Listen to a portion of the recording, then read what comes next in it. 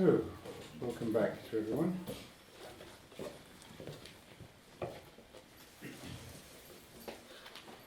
wanted to, tomorrow we begin the Triduum with the celebration of the Lord's Supper in the evening and with the washing of the feet, which in a way sets the tone and gives us a key to understanding the meaning of the whole story that we are involved in. The washing of the feet, which turns the usual assumptions about power and relationship on their head, really, and gives us a completely new insight into the nature of divinity and the nature of holiness. So, but I wanted to just backtrack to the trial and the suffering of Jesus' rejection, because I think this also is a key both to our understanding of the story and to our own journey of meditation. So if you remember, immediately after the denial of Peter 3 times, we're told that the men who were guarding Jesus mocked at him. They beat him, they blindfolded him, and they kept asking him, "Now, prophet, who hit you? Tell us that." And so they went on heaping insults upon him. So in those few lines we sense not specifically the physical pain, but the damage that can be done through rejection. And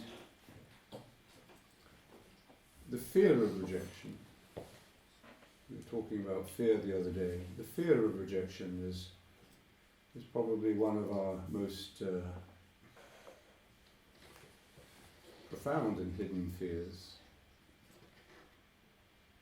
And that fear of rejection can lead us into a false relationship, into a codependent relationship, into organizations that we don't believe in, into ideologies that we would otherwise reject or distrust. So we know that perfect love casts out fear, including that very powerful fear of rejection, of isolation. We are social beings, and the idea of being cast out of the community, of the tribe, of the organization, of the club, of the church, of the company, whatever it is. The idea that we could be excluded and rejected is, at the deepest level, terrifying to us. So, in what way does perfect love cast out this fear? It's a love that is unconditional and unwavering. And we are, in our own limited way, allowed to be vehicles of this love. It's not that we produce this perfect love ourselves. We know only too well that we're not so perfect at loving. Our own fears can overwhelm us. Our own shadow side can block this love that we feel in our hearts. And yet we are able to be, in some way, communicators of this love, of this hope that casts out the fear of rejection and isolation. The psychology of the terrorists seems to, the psychological profile of the suicide bombers, for example, seems to suggest people, individuals who have experienced or see themselves as rejected and as powerless, as humiliated. And often it seems as if they feel so helpless and hopeless that the only way they can hit back is with their own bodies. Even that the destruction of themselves seems to be one of the very dark and evil ways in which their manipulators train them for these suicide attacks. They select them because they have this very vulnerable and wounded and angry profile. And this is something that we are confronted with more and more often in our news items and also in our imagination. How can we cure this? Olivier Clément says that evil can only be cured at its root by holiness. Evil can only be cured at its root by holiness. And this, I think, is where the meaning of Holy Week comes to us in a very redemptive way. Because it isn't our holiness or our perfect love that casts out fear or heals the root of evil, but it's that of the Spirit, source of that perfect love, the source of that healing is in ourselves, but it is not ourselves. So the same areas of the brain that are affected by physical pain are affected by the experience of rejection. So this combination of psychological rejection and physical suffering that we see in the Passion narrative makes sense. In other words, rejection really hurts. It hurts as much as physical pain. The centers of the brain that deal with these things are the same. So when the girl or the boy that you are attracted to gives you a cold look and turns away, we suffer a physical pain, the feeling of rejection, which leaves its mark on our psyche. We are social beings. We fear this exclusion from the group that we belong to. And as we fear rejection by the person that we have given our trust to, so the pain of rejection can return at unexpected moments. What we don't like, what we cannot process, the pain that we can't understand, the rejection that feels cruel and unjust, we either deny it or repress it. But in that case, it takes control of us. It becomes a pattern, something hidden in our unconscious, something that manipulates us from the darker side of our psyche. And the reason that meditation opens us to this holiness and to this perfect love that casts out fear, that cures evil, is because it removes those blocks, those forces of denial, and it undoes those patterns that grip us and hijack us. Jesus says, nothing that is hidden, there is nothing that is hidden that will not be made manifest, nor is there anything secret that will not be known. So, do not be afraid. Nothing that is hidden that will not be made manifest, nor is there anything secret that will not be known. This is the work of meditation, to make manifest, to shed light, to be enlightened, and to allow that light of love to enter even into those dark and hidden corners of our psyche. And this is what we call healing. This is why I think we feel that meditation makes us more whole, that we feel reconnected to ourselves, to our own true selves. So this, as it were, psychological insight of Jesus, long before the unconscious was discovered,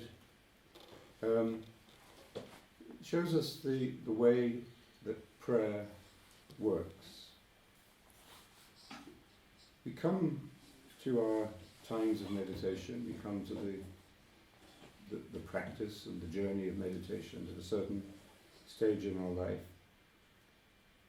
But we may still be like children. We fear the dark, the obscure, the things that are hidden under the bed or in the cupboard. But we come now in a way that allows us to undertake a healing process that finally can set us free from these old and familiar and often unconscious fears and repressions. Rejection hurts, even when it comes from a person or a group that we don't like. There's always the feeling within rejection that we are to blame, even if rationally we know we're not to blame. There's always the feeling of a child that it is our fault, that there is something wrong with me.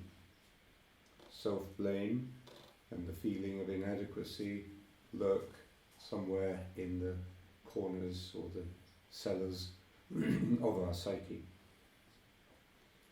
And we can either cover this up or we compensate for it with increased ego and aggression. Or, the third way, we can be healed. In that little passage that we read describing part of the humiliation and the rejection that Jesus suffered after his trial, we get an insight into that darker side of human nature that likes to inflict pain on the weak, to torture those who cannot fight back. Maybe there's something in that dark, cruel and evil tendency within human nature that makes us feel that we are dealing with our own feeling of rejection by rejecting others. So these are quite dark and serious issues. We face them, when we open the papers or we watch the news of a terrorist attack. We're confronted with these very dark forces that Jesus himself was afflicted by and which eventually killed him. The healing is also present in the story. The story gives us the diagnosis, shows us the dark side of human nature, the cruelty, of the system, of the legal system directed against an innocent person, the cruelty of the minor officials within that system against a helpless prisoner. So we see that dark side, but we can also see, we must see, the healing that is present in this as well. And this is what we'll be looking at a little more, try to look at a little more deeply in the next couple of days. The healing comes from the same source. Isaiah, the prophet Isaiah, speaks about this, and this was applied to Jesus by the early Christians when they reflected upon the meaning of the story. He was despised and rejected by men, a man of suffering and familiar with pain, like one from whom people hide their faces. He was despised, and we held him in low esteem.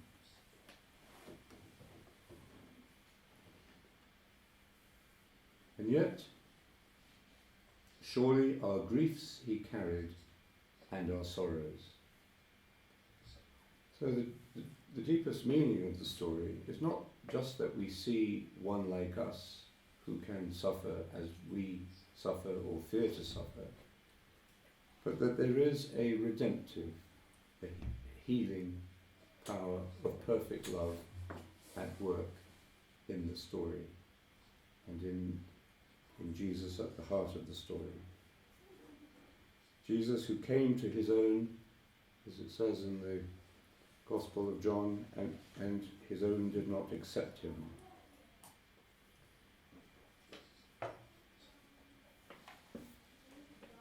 So we open ourselves in this story not only to the dark aspects of human nature and human society, but also to a healing revelation. Meditation heals us because firstly it reduces our fear of rejection or the pain of rejection that we have already suffered. It reduces the anger and soothes the pain. It rebuilds the sense of self-worth and the feeling of connection. It does this because it reconnects us to the fundamental experience of our essential goodness. And this is really what we mean by holiness. Only God is holy. The holiness, the wholeness, that is the source of our healing, is the presence, the real presence within us, in our true nature, in our true self, where we are the image and likeness of God.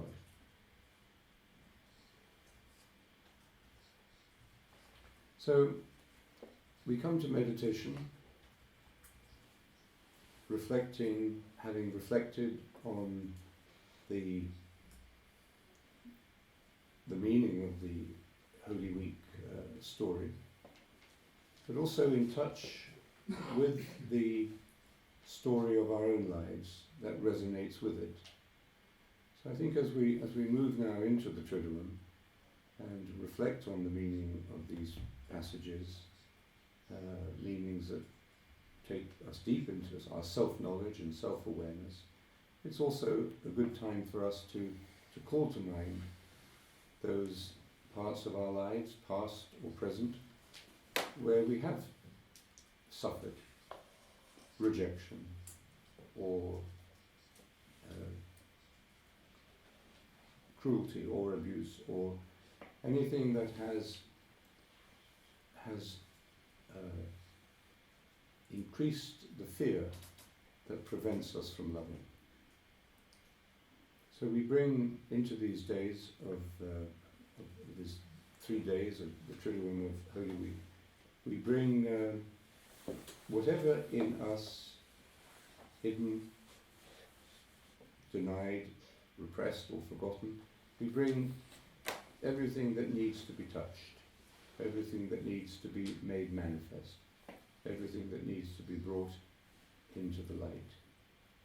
And we can simply allow it to come into the light, to be manifest, and to be touched by the meaning that we are connecting with through the story, but in our own deep selves.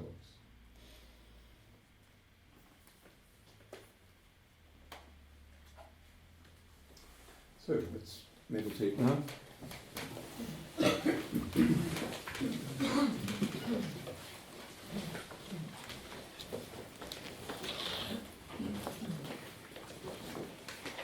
Again, let's take a moment to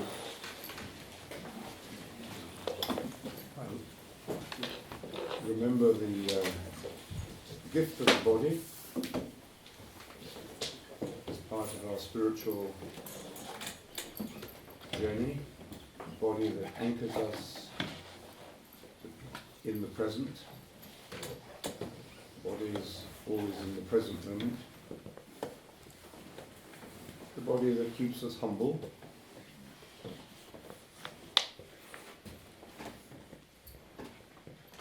The body that is our main source of language and communication. So let's allow the body, first of all, to relax, to release the tensions, the fear, or stress. Relax your shoulders, relax the muscles of your face.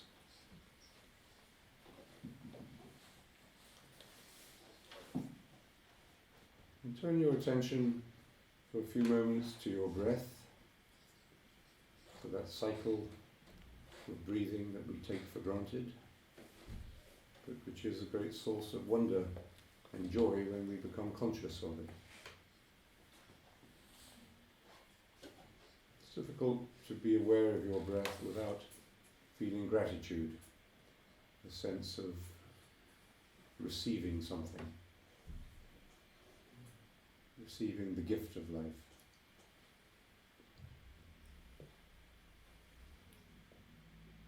And yet the meaning of that gift is revealed in the fact that we let go of it. We breathe out. So every breath we take is a teaching on the meaning of meditation. We accept the gift, we let it go. We are enriched by the gift, we become poor in letting it go. That's why John Main said, meditation is as natural to the spirit as breathing is to the body. Just tune in, as it were, to that rhythm of breathing.